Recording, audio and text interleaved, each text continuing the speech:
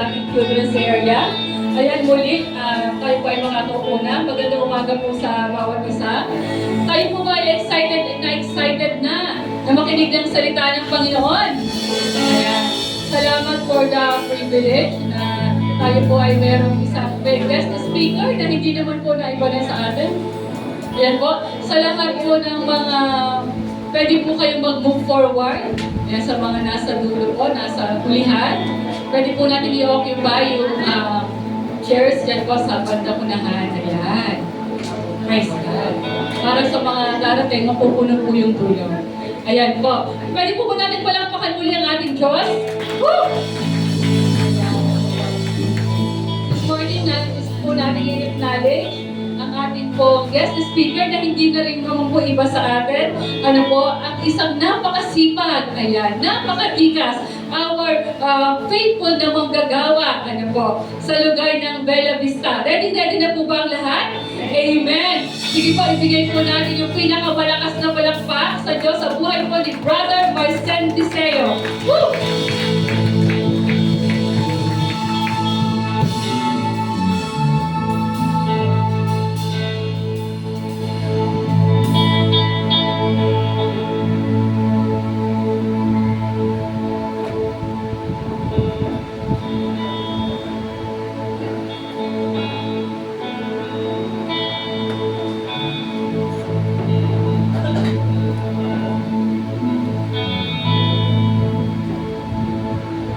Yan, praise God po.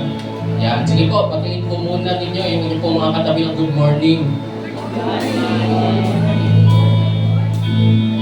Yan. Ito sa Belia, sabi ko nga, bawal ngayon na kapag ka may ipapakilala, sabihin, kasi dati, although yun may joke lang naman, di ba? Pagka pinakilala, guwapo raw. Diba? Kasi ito, team natin yung Christ humility is the answer eh. Next month na lang. I-reserve nyo na lang next month. Kaya yung gano'n. Di ba? Kaya yun po, good morning po sa lahat. Yan, welcome po sa gawain ng ating Panginoon.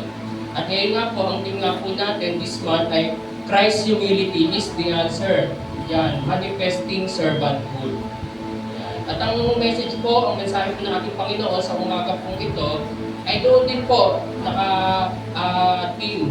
Di po ba? Ang title po na maturuan po natin sa umagang ito ay Wasted Calling, Pride that Leads to a Fall. Di po ba? To fall. Di po ba? Siguro lahat po tayo may kakilala. Di po ba? Sabi natin, nung high school tayo, may kakilala tayo. Na itong taong ito, napakatalino. Di ba? Napakalaki ng potential. Iniisip mo, kapag ka ito, nag-aral, gumraduate, magiging successful to. Kasi ang talino nga may nakikita kang potential. Di po ba?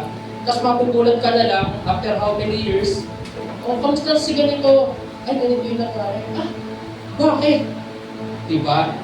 Siyempre, iba yung ang dahilan kung bakit sa tingin mo, hindi niya nakuha yung kanyang na-achieve dapat dahil sa kanyang potential dahil, siyempre, financial. O kaya kung dahil nga nagkasakit, di ba may mga pagkakataon na gano'n, pero paano kapag nalaman mo, tinamad eh. Hindi nag-aaral, wala lang, gusto niya, wala na, di ba? Di ba anong mararamdaman natin? Yung parang may inis tayo, sayang to. Di ba? Ang talino pa naman, pero bakit gano'n? Imagine niyo ngayon, di po ba? Merong isang tao, in a silver platter, binigay sa kanya yung pagiging hari. Na hindi niya naman hinihingi, hindi niya naman hinahanap. Nang walang kahirap-hirap, di po ba? Bigla sinabi, ikaw na ang hari. Ganun po yung nangyari kay Haring Saul. He was chosen by God, he was anointed by God, he was empowered by our God. Di po ba? At nung siya ay naging hari, ang ganda, di po ba? Ang advisor niya agad sino? Si Prophet Samuel. May nag-guide sa kanya. Di po ba? Meron siyang divine authority kasi pinili siya ng ating Diyos, hindi niya naman pinili yung kanyang sarili doon eh. And most of all, alam niya yung dapat niyang gawin. May purpose na ibinigay sa kanyang ating Diyos. Pero in the end, nawala yun. Bakit? Nang dahil sa pride. Sabi nga po, sa Proverbs 16:18, pride goes before destruction and a haughty spirit before a fall. Pride muna ang nangyayari sa kahit na sino bago siya bumagsak. Amen po ba? At yun po yung pag-aaralan po natin sa umaga po ito. Ano po yung nangyari sa buhay po ni Haring Saul? Na napakaganda ng kanya simula. May potential siya, pero hindi niya na-achieve yun. Sige po, sabit na po tayo manalangin, tayo po'y pumikit. Hallelujah, O God, aming Diyos. Nagpapasalamat po kami, O God, sa inyong pong salita, sa inyong pong mensahe sa umaga po ito. Lord, I pray, O God, na patuloy niyo po i-prepara, O God, ang puso po ng bawat isa na makakapakinig, O God, ng mensahe po ito.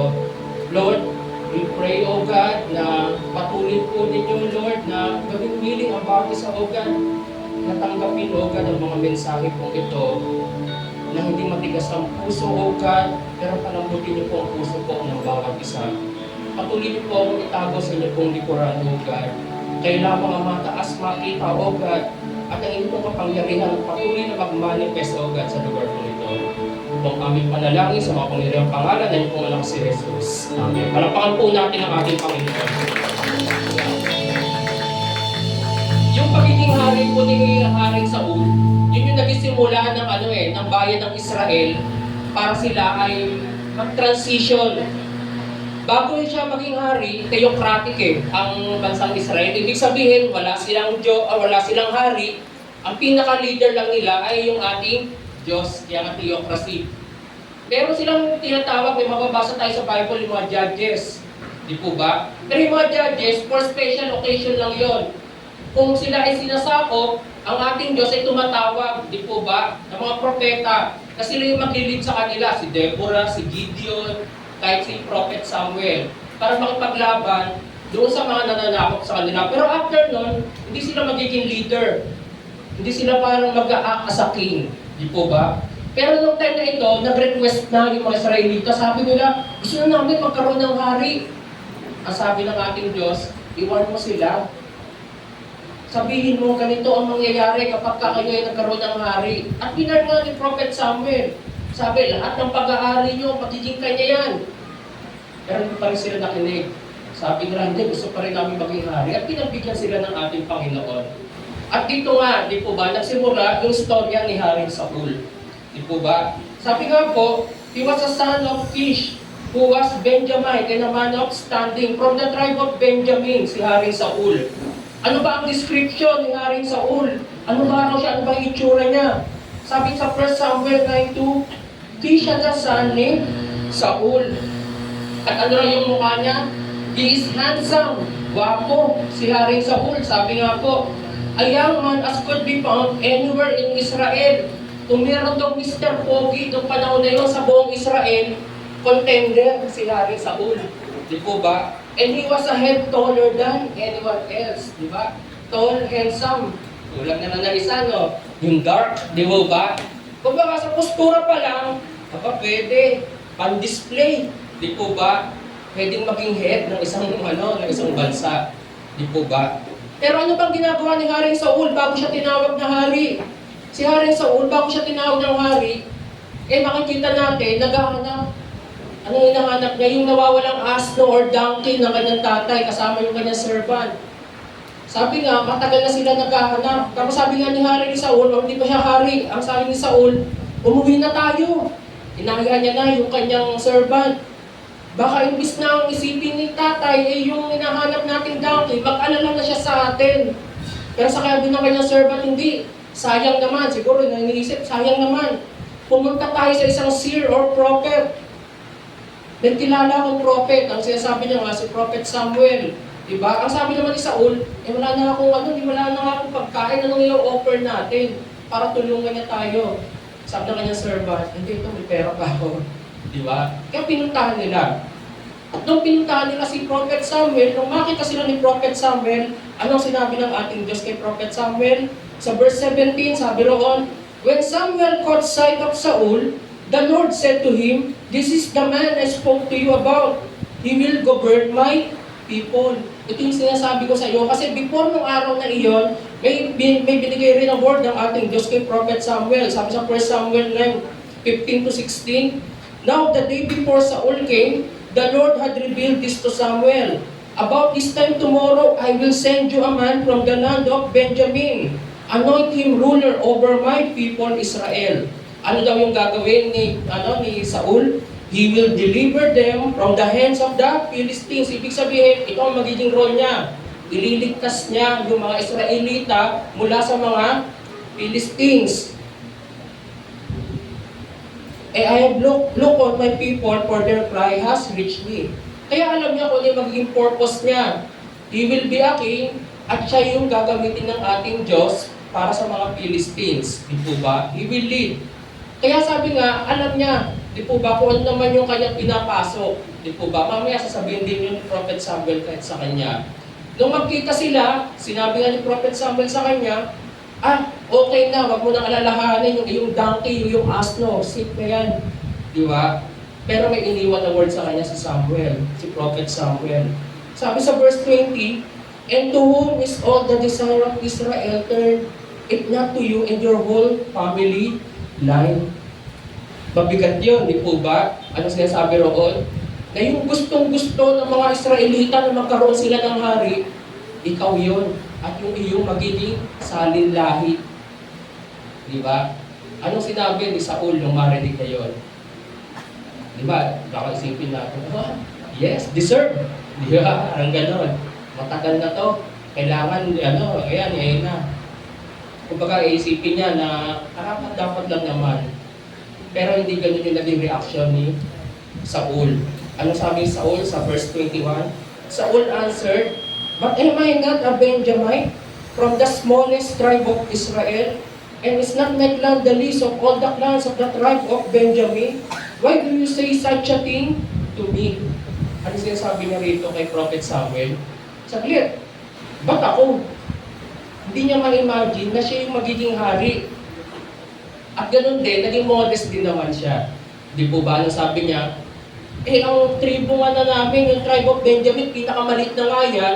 At sa pinakamaliit na tribe na yan, yung pamilya pa namin, yung maliit din. Kumbaga, pagdating sa yaman, sa ganon, sa influence, wala naman kami sa tribe of Benjamin eh. Di ba? Which is actually, modesty speaking yun. Di po ba? Di po ba sa verse 1 sinabi roon, sa 1 Samuel 9:1, there was a Benjamite, a man of standing. Prominente yung pamilya ni Haring Saul. Diba? Hindi niyo totoo yung sinabi niya na wala naman kami sa tribe of Benjamin. Pero naging modest siya. Kapag sinasabi ng tao ay modest, kung ano yung talento natin, kung ano yung meron tayo, hindi mataas yung tingin natin doon. Di po ba? Kaya nga iba pagka magyayabang, sasabihin mo na, modesty aside Di ba? Pero talent ko talaga yan, parang ganon. Di po ba?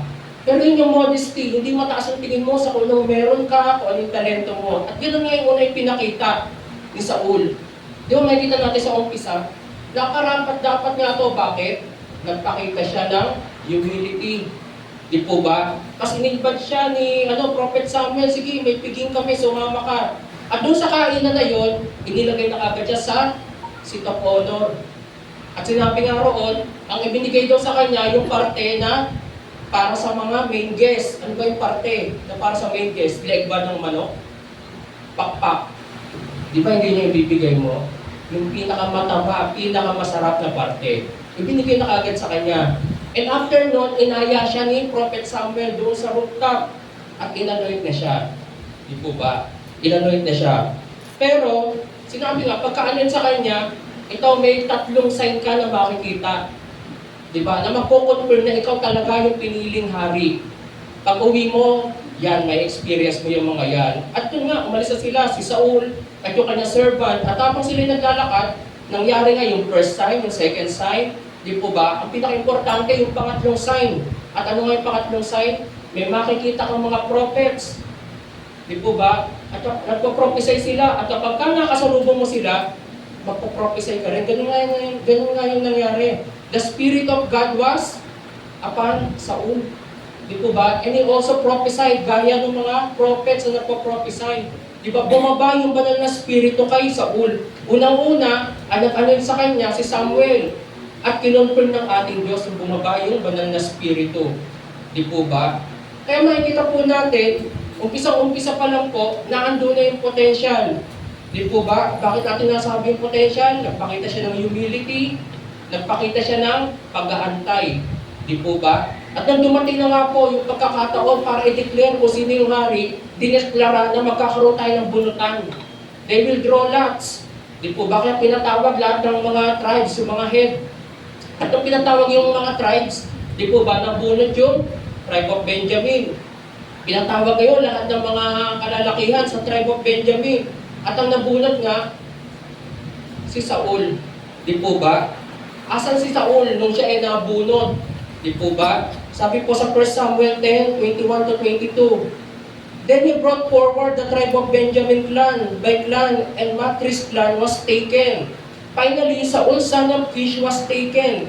But when they looked for him, he was not to be found. Hindi raw makita si Saul. Bakit hindi makita si Saul? Sabi sa verse 22, so they inquired further of the Lord. Tinanong na nila yung ating Diyos. Has the man come here yet? Na andito na ba yung magiging hari namin? And the Lord said, yes, he has hidden himself among the supplies. Nagtatago yung magiging hari nyo. Di po ba? Umpisa pa lang, di po ba? And the Lord said, di po ba? Yes, he has hidden himself among the supplies. Anong ginawa ng mga tao? Verse 23, they ran and brought him out, and as he stood among the people, he was a head taller than any of the others. Verse 24, Samuel said to all the people, do you see the man that the Lord has chosen? There is no one like him among all the people. Then the people shouted, long live the king. Nakita niyo, di po ba? Nasaan siya nung siya ay napiling hari? Nagtatago. Di po ba? Sa mga bagahe, sa mga supply. Kaya may imagine na lang natin, nung sinabi niyo yung magiging hari, nagpuntahan doon yung mga tao, hinila siya. Di po ba? Para mailabas siya. Di po ba? Kung ganun yung makikita natin, di po ba? Given. Di po ba? Kung nga sinabi, ito, naghahanap kayo ng leader. Ito yung leader nyo. At yung mga harap sa inyo leader, parang hiyang-hiya, parang walang confidence, yun, parang hindi sigurado sa sarili. Di po ba? Ano sa tingin nyo ang gagawin ng mga tao? Siyempre, iba gagalangin. Nanggaling sa ating Diyos yan eh. Di po ba? Pero sinabi nga rito, hindi lahat bumilib sa napiling hari. Bakit hindi bumilib? Sinabi nga sa verse 27, but some scoundrel said, how can this fellow save us? Ililigtas ba talaga tayo ng taong yan? Di ba? They despised him and brought him no gifts. But Saul kept silent.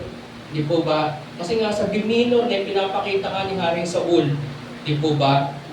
Yun nga, parang di sila nagtitiwala. Kaya unang-una, di po ba, nagpakita si Saul ng kanyang humility, ng kanyang modesty. Hindi niya ma-imagine na bakit ako magiging hari. Ano bang meron ako para ako mag-qualify bilang hari?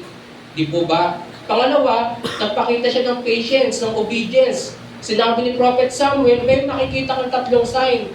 Eh nung time na ano siya, pwede naman siya magdiretso na. I-declara niya na pag malaki niya na, pagsabi niya na sa mga tao na, ay, ako ang magiging hari.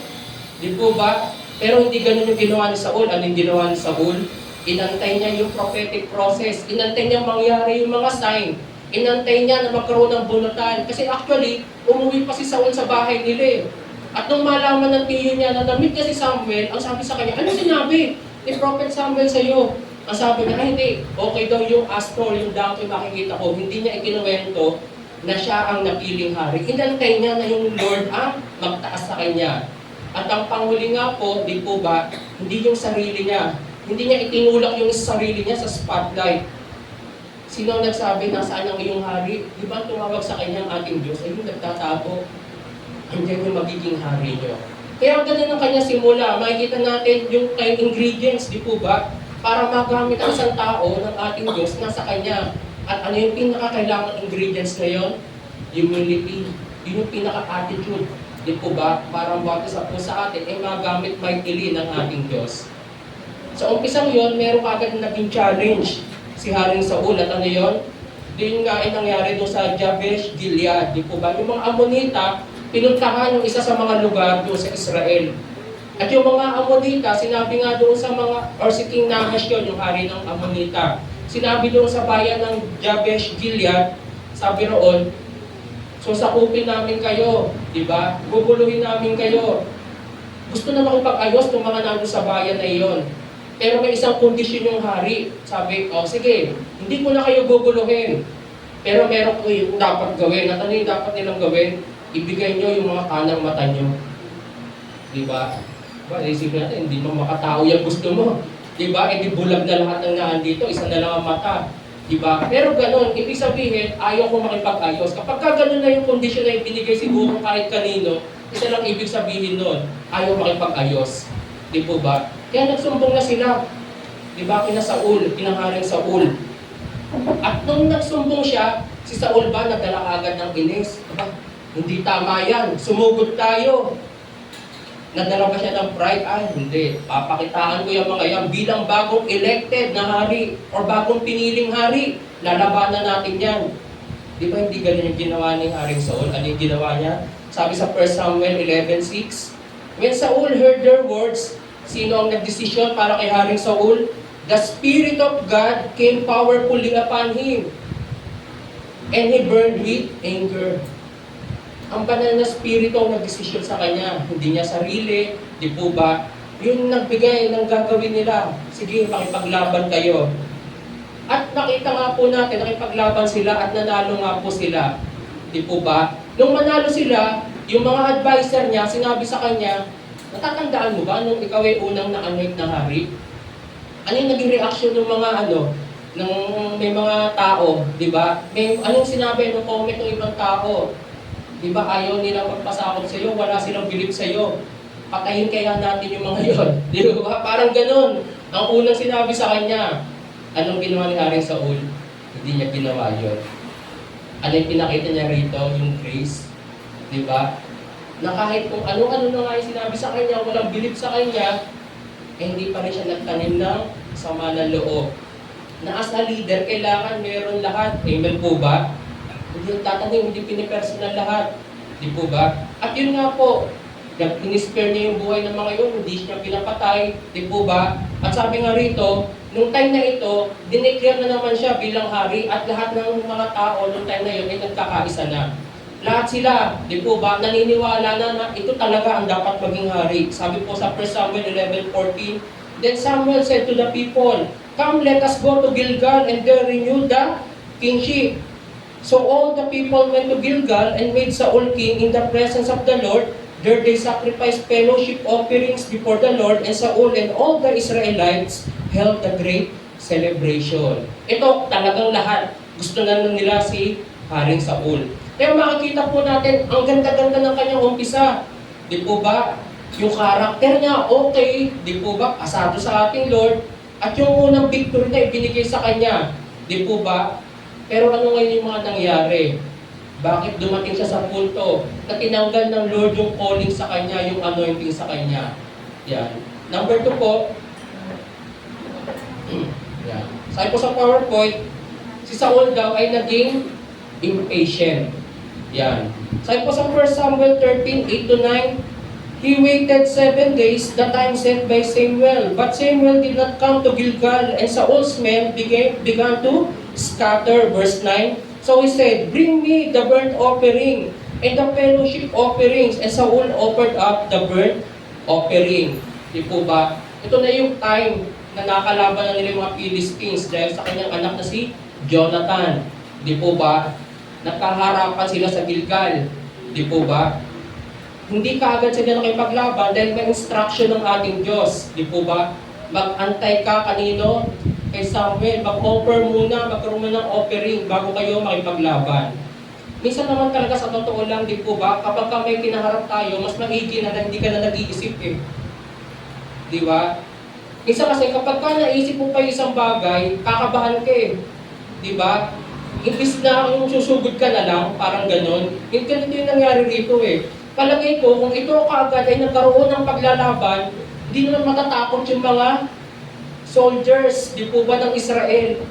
Ready sila, kapapanalo lang nila, di po ba? 2 years ago, may panalo na sila sa mga Ammonites. Kaya okay na sana. Pero anong ginawa ng ating Diyos, pinag-antay sila. Di ba? Sige, tigtigan nyo muna yung mga kalaban nyo. Di ba? At ano yung nakita nila sa kabila? Di po ba? Sabi po sa verse 5, the Philistines assembled to fight Israel with 3,000 chariots, 3,000 chariots. 6,000 charioteers and soldiers as numerous as the sand of the seashores. Verse 6, when the Israelites saw that their situation was critical and that their army was hard-pressed, they hid in caves and thickets among the rocks and in pits and cisterns. Verse 7, some Hebrews even crossed the Jordan to the land of God and Gilead. Saul remained at Gilgal and all the troops were with him quaking with fear. Di po ba? Nung nakita na nila kung sino yung lalabanan nila, di po ba? Kinabahan na sila. Ang dami nito, ang lakas ng makakalaban natin. Di po ba? Kaya nandun na, moment of truth. Yung iba, natakbuhan na. Iniwan na si Haring Saul. Noong panahon ito, may dalawang choice si Haring Saul. At ano yung choice niya? Antayin niya yung instruction ng ating Lord with faith. O gumawa na siya ng kanyang sariling aksyon. At ano yung pinili niya? Gumawa siya ng kanyang sariling aksyon. Pwedeng naisip niya po rito na yung delay parang pagkatalo na sa kanya. Kilala natin yung mga Philistines, so kinaharap nito si si David nung time na iyon. Diba? Diba nakakasar itong mga to? Kung ano yung tinatawag sa mga Israelita nung nagkaharap sila, kaya malamang ganun din yung nangyayari dito. Especially nung nagtatakbuhan na. Di po ba? Baka inaasar na sila.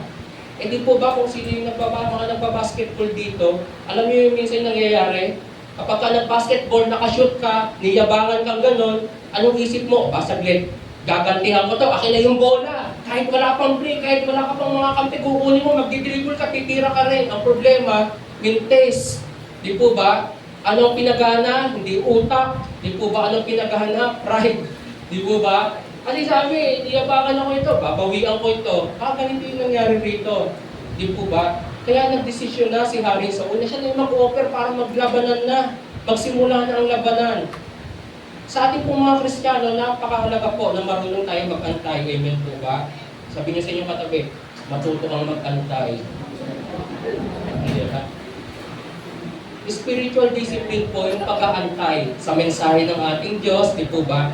Sa gagawin ng ating Diyos, di po ba? Dinedevelop natin yan bilang isang Kristiyano, yung tayo ay mag-antay. Kasi hindi po natin alam, minsan sa pag-aantay, diyan piniprepare ng ating Diyos yung ibibigay niya sa atin, yung gagawin niya sa atin. Amen po ba? At sa lahat naman ng bagay, di po ba napakahalaga mag-antay? Di po ba? Kapag ka tayong araw ay takot na takot, huwag kang magdidesisyon kagad.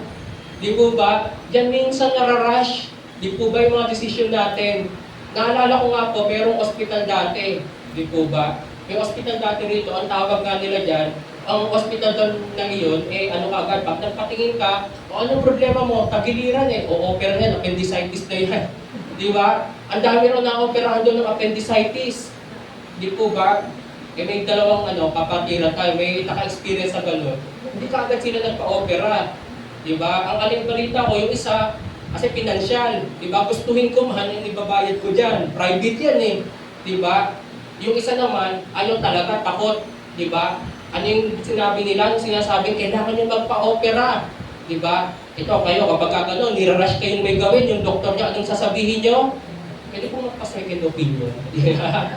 Alam ng mga doktor yan ano yan SOP yan. Diba? Na may karapatan ka, especially kung major decision, na magpa-second opinion. Ito gano'n yung ginawa nila. Kaya yung magpa-second opinion, nagpa-inject na lang sila. Pero hindi nangyari sa akin, nagpa-inject ako ng painkiller. Di po ba? At kung mga dumating na araw, wala naman. Ibig sabihin, kung talaga pumutok na yung appendicitis noon, di ba? Wala na, di ba? Patay na dapat yun, nalaso na yung katawan noon.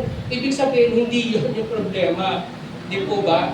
Kaya napakalaga po, nag-aantay tayo, especially kapag nakakatakot yung sitwasyon, huwag tayong pabigla-bigla. Di po ba? Isipin lang natin, o maaaring na-experience natin, di po ba? Marami na tayong pagkakataon. Ni-rush natin, hindi na sa prayer, hindi natin inantay yung gagawin ng ating Diyos. Diba? Baka nag-a-apply tayo kung ano na lang yung unang dumating. Tinanggap natin, pagdating natin, ang schedule natin, wala na. Hindi tayo makapag-Sunday worship. Di po ba? Nung umatid na kami sa KLM, sabi ro, pati nga love life, di po ba? Nasa Bible daw, ano yung dapat mong gawin, ni-rush mo. Di ba? Ganun yung di po ba? Maraming pwedeng mangyari kapag tayo po ay nagmadali. Di po ba? Kaya hindi maganda na pinangungunahan po natin ang ating Panginoon. Pero nung time na nga na ito, takot na sila. Di ba? Si Sam or si Saul, personally, natatakot na siya. Yung mga tao niya, natatakot na rin. Pero may makikita rin kasi tayong trend kay Haring Saul Di ba? Maaari, hindi ko naman sinasabi, wala naman nakasulat. Maaari, na-pressure na rin siya sa kanyang mga tauhan. Di po ba? Bakit ko nasabi? Kasi mangyayari naman ito, hindi dito, sa labanan na ito. Pero pag nung nakipaglabas sila sa mga Amalekita, di ba? May sinabi doon si Saul. Sabi niya sa 1 Samuel 15:24, I was afraid of the men, so I give in to them. Nakita niyo po yung trend ni Saul. Masyado siyang umaasa, di ba, sa kanyang mga tao. Gusto niya ma-validate siya ng mga tao. Gusto niya okay na okay siya sa harap ng mga tauhan niya. Naranasan niya Ano yung naranasan niya? Naranasan niya ng ma-recognize. Diba pinuri-puri siya? Yung pangalawa siya naging hari, lahat nagkakaisa. Diba? Baka ang naririnig niya ho, napakagaling ng ating hari. Diba? Naranasan niya na ang lahat gustong-gusto siya. At ano yung ayaw niyang mawala? Yung believe ng mga tao sa paligid niya. Diba? Kaya malamang na-pressure na siya, nagtatakbo na yung mga tao, bakit pa tayo hindi nakikipaglaban? Lumaban na tayo, di ba? Yung mga natitira niyang sundalo, baka dumating na sa ganung punto. Kaya makikita natin yung trend dito ni Haring Saul, ano yun?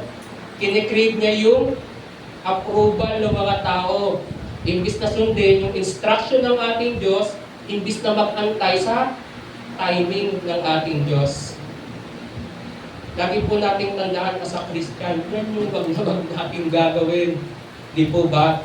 Wag nating isalala yung decision natin. Di po ba primarily sa kung ano yung iisipin ng ibang tao. Kasi pwede tayong mapahamak dyan. Lagi nating isipin, yung gusto ng mga tao, pabago-bago yan. Di ba nung una nga naging hari si Saul, hindi naman lahat gusto siya. Nung nanalo siya, lahat gusto na siya. Makikita natin later on, meron na namang nagdududa sa kanya. Di ba? Pabago-bago. Pero kaninong approval po dapat ang ating inaantay? Yung sa ating Diyos. Kung ano yung tama sa mata ng ating Diyos, matapos man, di po ba? Dumating man si Jesus dito. Pag second coming man, marapture na tayo. Hindi na mababago yun. Kung ano yung mali sa mata ng ating Diyos, fix na yun habang buhay yan. Hindi yun parang encyclopedia. Sino rito nakakalala ng mga encyclopedia? Hindi Wikipedia, encyclopedia. Wikipedia ka, nababago pa rin Nakapag-edit na dati doon Di po ba? Lahat na i-edit. Di ba? Pero yung Biblia, yung salita ng ating Diyos, hindi na mababago yun. Di po ba? Wala nang maidadagdag, hindi na mababawasan po iyon. At ganoon din po, ang nangyayari po kapag umaasa tayo, di ba? Sa opinion ng ibang tao, magko-compromise tayo Naniniwala po ba kayo? Sabi po sa Proverbs 29:25, fear of man will prove to be a snare. Trap daw yung tayo ay masyadong takot sa opinion ng mga tao. But whoever trusts in the Lord is kept safe. Di po ba? Kaya nga si Saul, nag-i-edit na ng instruction ng ating Diyos. Kasi natatakot na siya sa opinion ng mga tao, baka hindi na nila ako magustuhan, baka magalit sila sa akin. Di po ba? Ganun po yung nangyari sa kanya. Mas pinrioritize niya yung siya yung palakpakan kaysa yung siya ay sumunod sa ating Diyos. Di po ba? At ano ngayon ang ginawa niya? Dahil nga roon, di ba nagbigay siya ng unauthorized na offering? Di po ba? Siguro iniisip niya, bilang hari, may authority ako. Bilang hari, di ba, may position ako, may permiso ako na gawin ito. Pero ang problema, hindi. Di po ba? As a king, ito yung dapat niyang gawin. You will lead, di po ba? Pero as a prophet, di ba, or as a priest, dapat ganito sila gagawa niyan. Huwag mong pakikialaman yan. Naalala niyo po ba si Saul nung una? Di ba si Saul nung una, hindi naman siya ganun ka-confident. Takot nga siyang maging hari Di po ba? Pero imagine, ano na yung nangyari sa kanya? After niya makatikim ng victory, ng papuri ng mga tao, di ba nade-develop na yung pride sa ulo niya? Yung dating ayaw makialam, ayaw ma-involve dyan ngayon, pinakikialaman na, yung hindi niya dapat makialaman, di ba? Ginagawa na yung hindi niya dapat gawin. Kaya nakikita natin nagkakaroon na Di po ba? Nagkakaroon na ng lamat yung puso niya. Yung puso niya, no, nagpapakumbaba. Maliit yung tingin sa sarili. Wala na. Unti-unti nang nawawala. Bilang Kristiyano po, dapat tayo ay marunong pag-antay kung talagang tayo ay nananampalataya. At bilang Kristiyano po, hindi dapat tayo gumagawa or dumadaan sa shortcut. Yung iniisip natin, ito siguro yung tama. Wala namang magsasabi po sa atin, di po ba, na hindi siya natatakot. Amen po. Lahat tayo naman natatakot eh. Di po ba? Kung pumunta ka sa Manila Zoo, di ba? Nakita mo yung leon doon, sumigaw. Di ba? Anong una mong magiging reaction? Di ba nakakatakot? Pero mawawala rin yung takot mo. Bakit mawawala yung takot? Hindi mo iisipin, hindi mawawala yun. Dahil iisipin mo na ano. Hindi. Kayang-kaya ko naman yung leon eh. Di ba? Wala na siguro mag-isip. Kahit na sabihin natin hindi naalagaan yung mga hayop doon, malnourished yung mga hayop doon, pero leon pa rin yan. Di ba? Hindi mo iisipin na ganon. Kaya mawawala yung takot natin kasi maaalala mo, sakit, nakakulong na pala yan. Di ba? Hindi niya na ako masusugod. Di ba? Kahit inisin ko yan. Ganon din po tayo. Kaya napakalaga po yung pananampalataya po natin sa ating Diyos. Na anuman yung nakakatakot na sitwasyon sa harap po natin, kung meron tayong pananampalataya, napapakalma po tayo. Amen po ba? Because we know that God is in control. Sabi mo sa inyo katabi, God is in control. Kaya nawawala yung takot po natin. Dito po, makikita po natin, di po ba, yung unang tendency for pride sa buhay ni Saul. Saan po? Di po ba? Kasi niya, masyado na siyang nagpo-focus sa kanya sarili.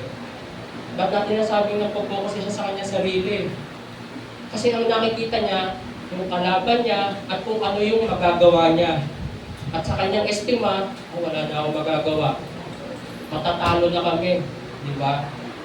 Kaya gumawa na siya ng kanyang rash decision. Di po ba? Hindi niya na nakita yung magagawa ng ating Diyos. Bakit? Kasi nakapokus na lang sa sarili niya. Kailangan ko, ganito ako. Nalimutan na ako, may Diyos pala. Kaya ganun din po tayo. Amen po ba? Iwasan po natin yun. Karapangan po natin ating Panginoon. Pangatlo po, yan. Saul's disobedience. Yan. Sabi po sa 1 Samuel 15:3, "Now go attack Amalek and utterly destroy all that they have. Do not spare them, but kill both man and women, infant and nursing child, oxen, sheep, camel, and donkey." Sabi po sa verse 9, talon po tayo sa verse 9. "But Saul and the army spared Agag and the best of the sheep and cattle, and fat calves and lambs, everything that was good. These they were unwilling to destroy completely, but everything that was despised and weak, they totally destroy." Ayun, makikita na natin, di ba? Unti-unti na, di ba? Ngayon naman, gumagawa na siya ng kanyang sariling desisyon sa pinag-uutos ng ating Diyos. Noong una, because of pride, naging impatient siya. Ang focus niya lang sa kahinaan niya, hindi niya nakita kung gaano kalaki ang ating Diyos. Ngayon, dahil sa pride, meron nang mas matindi. Ngayon, tingin niya, hindi na siya under sa authority ng ating Diyos. Kung dati si Saul nakikinig sa kung ano yung gusto ng ating Diyos, ngayon pinangungunahan niya na yung ating Diyos. Makikita po natin dito. Feeling niya kung ano yung kanyang gawin sa sang-ayunan ng ating Diyos. Di po ba? Naalala niyo ba nung unang sila nakipaglaban? Di ba hindi naman siya yung unang nag-desisyon nun eh. Ano yung sinabi roon? The Spirit of the Lord, di po ba, was upon him. Ang ating Diyos ang nag-desisyon. Ngayon, iba na. Di ba? Ini-edit niya na. Di ba? May version na siyang sarili sa pinag-uutos ng ating Diyos. At meron pong nakakatakot din na trend dito. Di po ba? At ano po yung nakakatakot na trend na nangyayari po sa kanya? Ngayon, di po ba, hindi niya na nakikita yung kanyang pagkakamali. Nung time na ito, natalo nila yung mga Amalekita, hindi nila ginawa yung instruction ng ating Lord, binuhay nila si King Agag at yung mga hayop, di ba? Nangusap ngayon ng ating Diyos kay Prophet Samuel, di ba? At sinabi yung kanyang ginawa. Kasi Prophet Samuel pumunta doon sa lugar ng mga Amalekita, kinausap si Saul, di ba? Sinabi yung kanyang pagkakamali, alam ng Diyos, nakita ng Diyos yung ginawa mo. At ano yung naging response nila rin sa Saul? Sabi nga ni Aling Saul sa verse 20, "But I did obey the Lord." Sinunod ko naman yung gusto ng ating Diyos Saul said, "I went on the mission the Lord assigned me. I completed." Di po ba?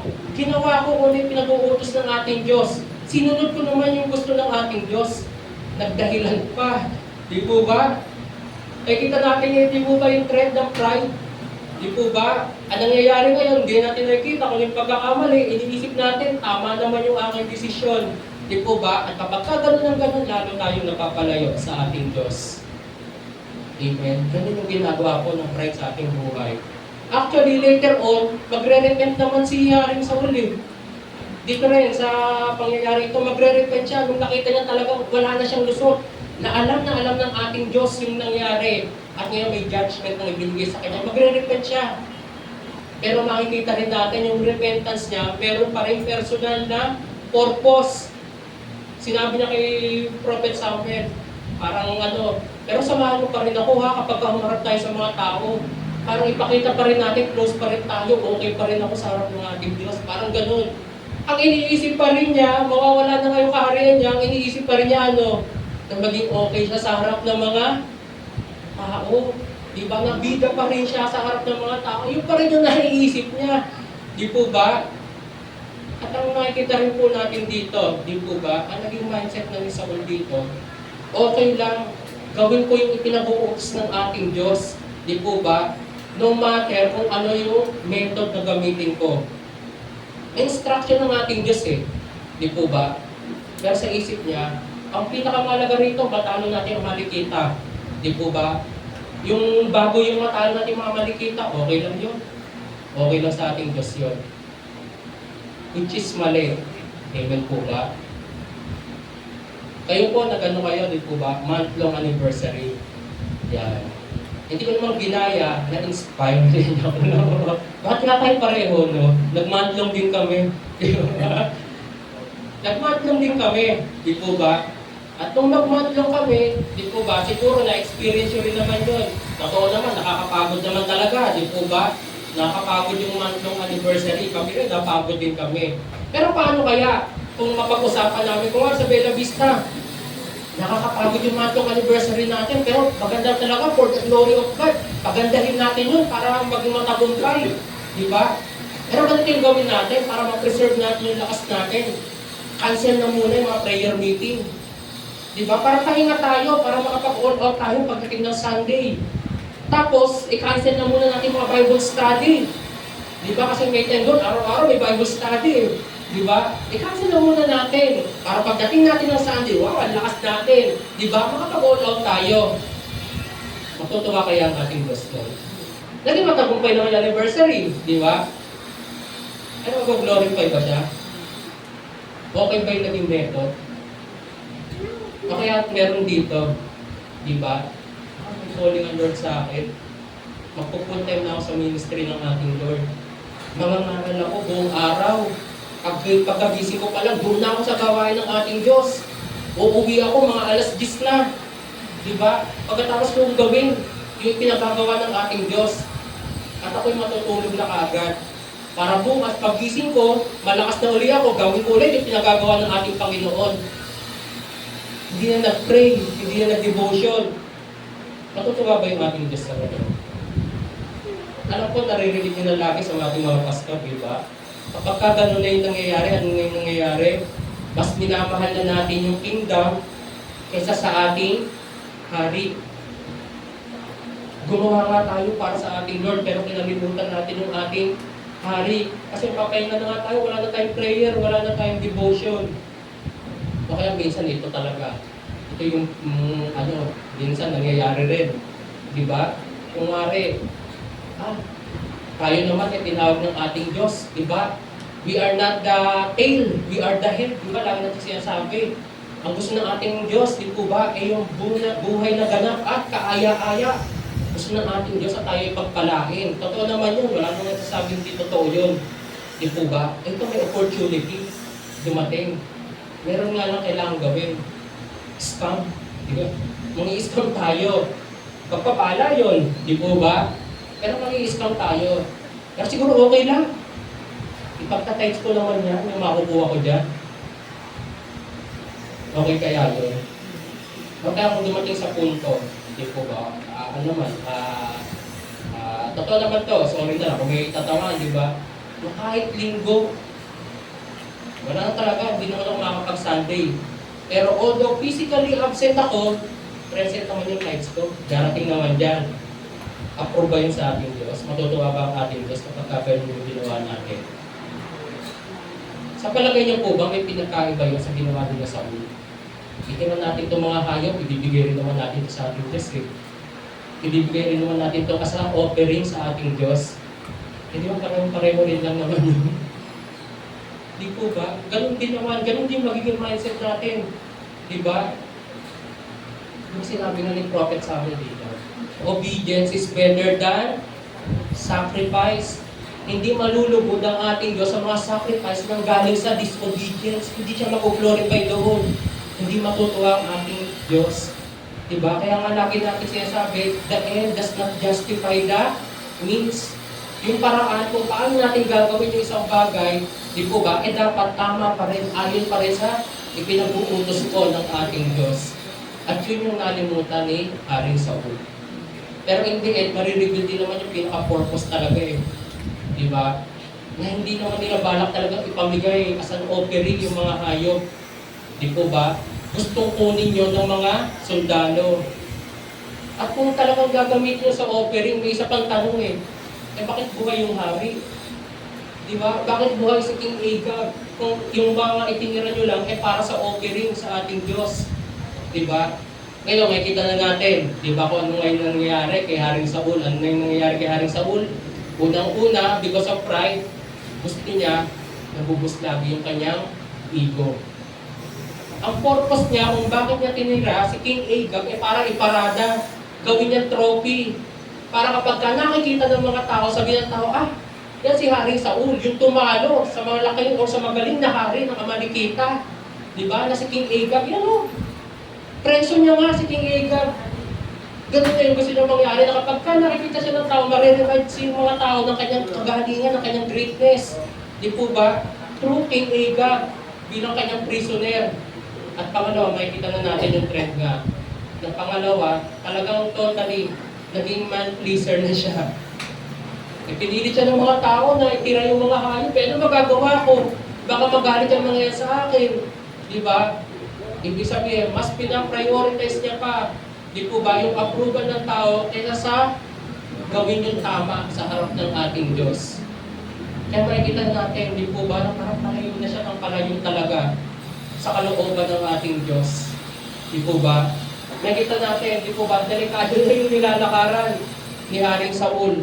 Yung dating nagpapakumbaba, di ba, yung nag-aantay sa instruction ng ating Diyos, wala na. Di po ba? Lagi nating isipin, di po ba? Huwag tayong pumunta, di ba? Huwag tayong mag-default, pumunta. Di ba? Sa tinatawag nilang holy justification.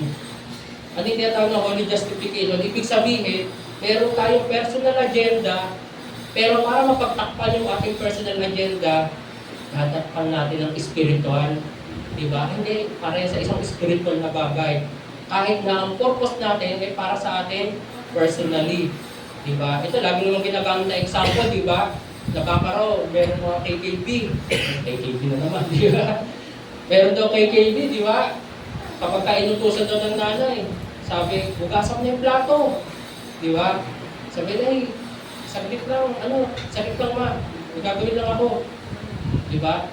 Nakita ka ulit, nakababa ka na, nabasa mo ba yung plato? Saglit na, malilate na ako sa prayer meeting. Diba? Prayer meeting ba talaga ang dahilan? O ginamit na yung prayer meeting para matakasan yung kanyang trabaho, di ba? Yun ang justification. May personal agenda tayo, pero hindi natin natin spiritual para sa Lord kasi ito, kaya uunahin ko muna ito. Di ba? Yung sasangkalan natin ng ating Diyos, hindi matutuwa ka din sa ganyan. Nakita po natin dito na si Haring Saul, di po ba, ang sinusunod niya na lang, kung ano yung sa tingin niya na tama sa kanyang mata. Di ba? Ito bagay ito, okay sa akin ito, approved sa akin ito. Itong instruction ng Diyos natin na ito, parang hindi okay sa akin ito eh. Di ba? Ganun na ngayon yung nangyayari. And I pray na wag tayo mapunta sa ganun. Amen po ba? Total, napag-usapan na rin naman natin yung tithes, di po ba? Tayo, nagbibigay tayo ng tithes as a form or paano natin yung trust, pagpapakita natin yung Panginoon ng pagtitiwala natin sa ating Diyos. Diba? Na no matter what the situation is, ito talaga sa ating Diyos ko eh. Malaki written eh. Di po ba? Hindi tayo nagbibigay ng tithes out of convenience. Kapag marami akong extra, nagbibigay ako para sa ating Panginoon, hindi ganun yun eh. Obligasyon natin yan sa ating Diyos. Diba? Dahil napakabuti ng ating isang buhay po natin. Ganun po ba? Pero kung nagbibigay tayo, ibigay. Kung okay lang, marami ako. Diba? Kung convenient lang ang pagkakataon, wala na yung pagtitiwala nun, wala na yung trust. Di po ba? O kaya yung sinabi sa Matthew 18, di po ba? Na kapag tayo na magpapatawad, ano sabi ng ating Panginoon sa Kristo? 70 times 7. Di po ba? In principle, naniniwala naman tayo, kailangan natin magpatawad. Pero in practice, depende sa gusto ko. Kailangan muna siya mag-sorry. Yeah. Kung napanood niyo last week, napakaganda na itinuro doon sa prayer revival. Di po ba? Sinabi roon si Kristo, nagpatawad, habang yung kanyang pinatatawad, nakapako siya, nililibak siya. Si Stephen, nagpatawad, habang yung mga taong pinapatawad niya, pinapatay siya, binabato siya. Di ba? Hindi mo na nag-antay na kung ano-ano. Ganun ang hinihingi sa atin ng ating Panginoon. Di po ba? Pero minsan, ini-edit na natin para mag-fit sa gusto natin, sa standard natin, hindi na standard ng ating Panginoon. Di po ba? Sabi nga po rito, di po ba sa verse 17, Samuel said, although you were once small in your own eyes, did you not become the head of the tribes of Israel? The Lord anointed you king over Israel. Ano sinabi roon? Dati maliit ka sa iyong sarili, sa iyong paningin, di ba?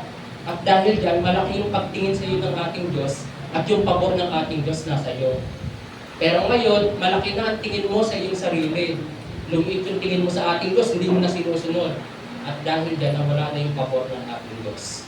Ngayon po ba? Iwasan po natin, hindi po ba? Kaya sige po, palakpakan po natin ating Panginoon. Ang huli na po, sabi po rito, Saul's jealousy. Yan, sabi po sa 1 Samuel 18:7-9.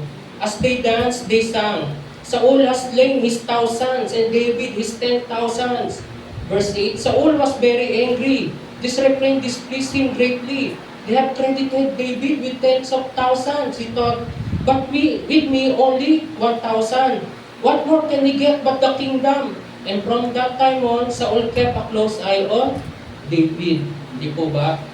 Ang comparison po, dalawa lang ang pwedeng mangyari sa atin yan eh. Either ma-develop yung pride sa atin or ma-insecure tayo. Di po ba? Never dapat tayong, di ba, magalit sa blessing or success ng ibang tao. Di ba? Kapag maganda yung nangyayari sa kanya, di ba, huwag tayong maiinggit, huwag natin kumpara sa sarili natin. Kasi magiging kaaway natin yun nang hindi niya wala naman siya ginagawa eh. Di po ba? Tatandaan niyo po kanina, si Saul, hindi niya ipinilit yung sarili niya bilang hari. Hindi siya nag-campaign, wala siyang ginawa para maging hari. Pinili siya ng ating Diyos. Diba? Pero dahil nga sa pride, sa envy, diba, sa jealousy, jealousy, di po ba, nawala lahat yun. Mantakin nyo, diba, napaka-inosente naman ng sinabi na ito. Kaya kinakanta yan kasi pinapakita ron yung dami ng kanilang natalo. Diba? For the glory of God yan, for the glory ng bansang Israel yung ginagawa ng mga kumakanta na yan, yung dinideclare nila dyan. Pero si Saul, dahil nga sa pride, puro sarili na lang na, piling na lahat ng mundo umiikot sa kanya. Ang naging rinig na dyan, sabi, ini-insulto ata ako nito eh. Diba? Yan yung pagkakataon na kapag kayo isang tao may pride, sinabihan ba ako, may sinabihan ako, ito ang talino mo. Hindi naman sinasabi na hindi matalino itong isa. Pero dahil nga sa pride, iisipin niya, sinasabi ba nito na hindi ako matalino? Di ba ganun na yung nangyayari sa kanya, nagdiingan na siya. Sorry for the word, paranoid na si Haring Saul. Di ba? At makikita natin na hindi na siya talaga fit para maging hari dahil nga rito. Di po ba? Lagi po natin isipin, yung comparison, trap yan na nilalagay ng kaaway. sisirain yan tayo bilang sa Kristiyano, sisirain yan ng church kapag ka nagsimula yan sa bawat isa po sa atin. Kaya dapat iwasan po natin yun. Huwag nating hanapin, di po ba, yung halaga natin bilang sa Kristiyano, sa victory o kaya failure ng ating mga kapatid. Hindi dapat gano'n yung nagiging basihan po natin. Di po ba?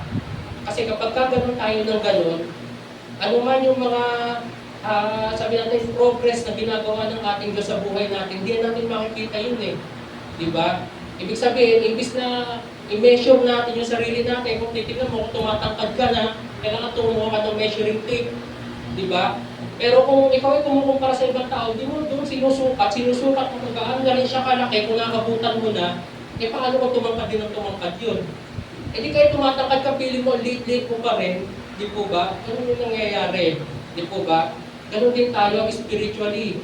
Kunin natin, di po ba, kung ano yung opinion ng ating Diyos, hindi kung ano yung gusto or kung ano ba sila. Di ba? Sabi nga po sa Galatians 6:4, each one should test their own actions. Then they can take pride in themselves alone without comparing themselves to someone else.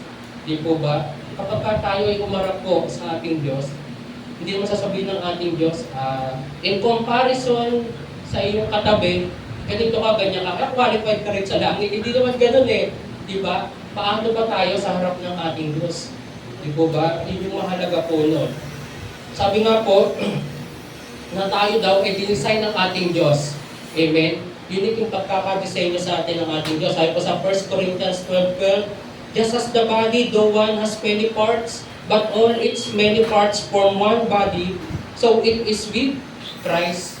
Kaya useless din na mag-compare tayo, especially dito sa church, kasi tayo ay may kanya-kanyang assignment, may kanya-kanyang purpose ang ating Diyos sa bawat isa po sa atin. Di po ba? Different parts tayo, kaya hindi man pwede po kasi kamay sa paa. Iba ang function nila eh. Ganun din po tayo. Di po ba? Kapag may kapatid po tayong pinagpapala, lagi lang nating isipin. Di po ba matuwa tayo? Bakit? Kasi kung ginagawa yan ng Diyos sa ating kapatid, eh kayang-kayang gawin din yan ng Diyos sa buhay po natin. Amen po ba? Ganun dapat yung ating pag-iisip. At kung makikita po natin dito, yan ba, kung tayo matapos, nakikita natin, nung time na ito, eh, wala na rin naman eh. Ibig sabihin, hindi na siyang magiging hari. Nagbigay na ng judgment ang ating Diyos dun sa labanan sa mga Amalekites. Di po ba? Actually, yung paglalaban niya sa mga Amalekita, yun yung huling pagkakataon na nagkita si Samuel at si Haring Saul. Never nang nakipagkita si Prophet Samuel hanggang sa mamatay si Prophet Samuel. Di po ba? Kaya yun, hindi na sila nagkita, binabana ng ating Diyos yung judgment na hindi na yung linya ni Saul yung magiging hari. Pero ako po, naniniwala ako na yung ending ni King Saul, eh pwedeng hindi yung naging ending niya. Di ba? Ano ba yung naging ending ni King Saul? Dahil sa pakikipaglaban nila sa mga Philistines, dalawa ang version eh. Di ba? Na-injured siya, nirequest niya sa kanyang tao na patayin daw siya. Sabi naman ng iba, di ba? He fall on his sword, nag-suicide siya. Di ba? Merong nag-claim na siya naman pumatay kay Haring Saul, pinatay tuloy ni Haring David. Di ba? Nakita sila. Kumbaga ganun, ang ganda-ganda ng kanya simula, unang hari ng mga Israelita. Pero ganun lang yung naging katapusan. Pero naniniwala ko, pwede namang hindi ganun yung naging katapusan niya, although hindi na siya magiging hari. Sa palagay ko, kung siya tinanggap niya na lang yung judgment ng ating Diyos, unang-una naman, hindi naman siya deserve talagang maging hari. Di ba? Wala naman kahit ano sa kanya nakita ng ating Diyos. Di po ba? Sa kanyang galing para maging hari. Di po ba? Kung tinanggap niya na lang, sige, hindi na akong hari. Diba? At nakita niya na nga, si David na yung pinili ng ating Diyos. Paano kaya kung minentor niya na lang yun? Diba? Until the time, di po ba, na si Haring David, eh siya na yung time para maging hari. Diba? Kung binabayan niya na lang, si David, pinoprotektahan niya, eh di ba napakagandang nag-istorya pa niya? Sabihin siya yung spiritual advisor. Diba? Naging mentor ng magaling na hari na si Haring David. Instead sa nangyari sa kanya. Dapat po tayong mananampalataya, hindi tayo natakot sa blessing ng ibang tao. Humility, natutuwa tayo sa kahit ano yung ma-achieve niya. Dahil wala naman yung kinalaman sa atin eh. Amen po ba? At gaya nga po, di po ba, na sinabi ni John the Baptist, he must increase and I must decrease. increase kapag ka dumating yung ganung pagkakataon. Kaya lagi po natin isipin, ang pride, nagbablock yan sa pagpapala ng ating Diyos. Kapag ka may pride tayo, hindi natin makita kung ano yung gusto ipagawa sa atin ng ating Diyos. Di po ba? At naniniwala naman po ako na lahat tayo na narito ay dumaan dyan. Aminin man natin o hindi, minsan dumaan yung pride sa puso po natin. Di po ba? Ang kaibahan lang na magagawa natin sa ginawa ni Saul, nung in-expose ng ating Diyos si Saul, tinanggi niya pa ayaw niyang aminin. Di po ba? Pero tayo, once na-expose na yun ng ating Diyos sa puso natin, gaya ni Haring David, si Haring David din naman, dumating yung pagkakataon, nagkaroon siya ng pride. Si Pedro, di po ba, ay nagpakumbaba sila. Amen.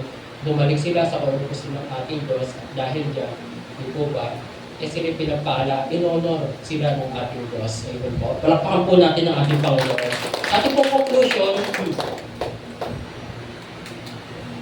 yan. Someone didn't lose his calling overnight.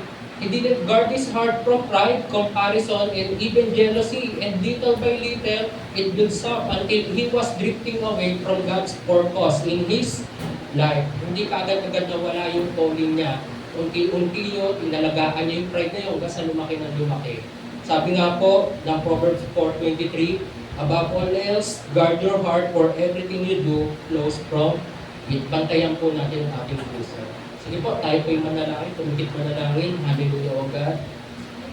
Aming Diyos, tayo po yung nagpapasalamat, O God, sa umaga po ito. For once again, reminding us, O God, kung gaano ka-destructive, O God, ng pride sa buhay po namin bilang sa Kristiyano. Lord, I pray, O God, na kung meron mang namumuo sa puso po namin, O God, continually reveal it unto us, O God. Ipakita niyo po yung mga bagay, O God, na pwedeng mag-cause para yung pride po namin, O Lord, and totally lamunin yung puso po namin. Kung nararamdaman namin, ay kumpara ang sarili po namin, sa kahit na sino sa aming mga churchmate, sa mga pagkakataon na maaaring naiinggit kami, or we feel jealous, O God, sa ano man yung achievements nila spiritually, or sa ano bang bagay. Lord, continually remind us, O God, na kayo ang Diyos na patuloy nagpapala, O God, na kayo ang Diyos, O Lord, na tunay na magtataas po sa bawat isa na nagpapakumbaba. Lord, continually remind us na hindi niyo po kami pinababayaan, kaya hindi dapat kami mainggit, hindi dapat kami mag-compare sa ibang tao. And that everything that we have ay nanggaling lamang po sa inyo, O God. Lord, continually search our hearts, O God, at huwag niyo pong hayaan na maging katulad kami ni Saul, O God, na kinain, O God, ng pride. Maraming pong salamat, O God. We continually claim that you who began the good work in us is going to finish it. Maraming pong salamat. Ito po kayong panalangin sa mapangyarang pangalan na niyo pong anak si Jesus. Amen. Mahal po tayo ng ating Panginoon. We will declare victory po sa umagang ito. Palakpakan po natin ang ating Panginoong Jesus. Hallelujah, Jesus. Let us declare victory. Amen. Tayo po ay nagtagumpay sa pangalan ng ating Panginoong Jesus. Hallelujah. Ito ang aming awit.